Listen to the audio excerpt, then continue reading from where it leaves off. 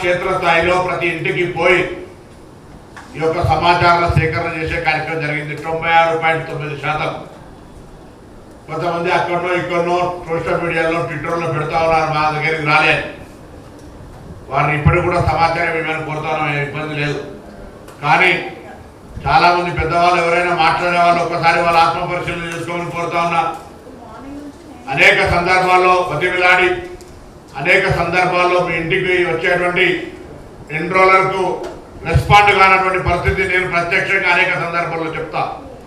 ఎవరెవరైతే ప్రధాన రాజకీయ పార్టీల నాయకులు పెద్ద పెద్దలలో కనీసం ఈ రాష్ట్రంలో జరుగుతున్నటువంటి కుల సర్వేకు సంబంధించిన సమాచారం ఇవ్వడానికి కూడా అనేక అంశాలు చెప్పదలుచుకునే రాజకీయం కాబట్టి వాళ్ళందరూ ఒక్కసారి ఆత్మ పరిశీలన చేసుకోమని కోరుతా ఉన్నాం. అయినా ఇప్పటికీ కూడా మళ్ళీ మేము చెప్తా ఉన్నాం, తెలంగాణ రాష్ట్ర ప్రభుత్వం పక్షాన, తెలంగాణ కాంగ్రెస్ పార్టీ పక్షాన ఎవరైనా ఒక ప్రక్రియ, ఒక కాల పరిమితి లోపల ఈ యొక్క సర్వే కార్యక్రమం జరిగింది. అందులో ఎవరైనా మిస్సుంటే తదుపరి చాలా సందర్భాల్లో సమయం ఇచ్చినాం. మీ దగ్గర ఉన్న సమాచార సేకరణ నియమించబడ్డ మండల స్థాయి అధికారికి ఇవ్వండి. వాటన్నింటినీ నిర్కార్పొరేషన్ చెప్పినాం.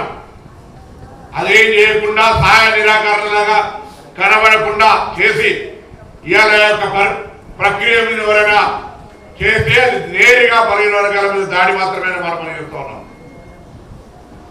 ఈరోజు మా ప్రభుత్వం తీసుకుంటున్నటువంటి నిర్ణయాన్ని కాంగ్రెస్ పార్టీగా స్వాగతిస్తూ ఉన్నాం, సమర్థిస్తూ ఉన్నాం. నేను మిగతా రాజకీయ పార్టీల స్టాండ్ కూడా కోరుతా ఉన్నా. తెలంగాణ ప్రభుత్వం పక్షాన జరిగినటువంటి కుల సర్వే ప్రజాస్వామికంగా ఆ వర్గాలకు ఎవరెంతో వారికెంతో న్యాయం జరిగే విధంగా మీ రాజకీయ పార్టీ అభిప్రాయాన్ని చెప్పాలని కోరుతున్నాం.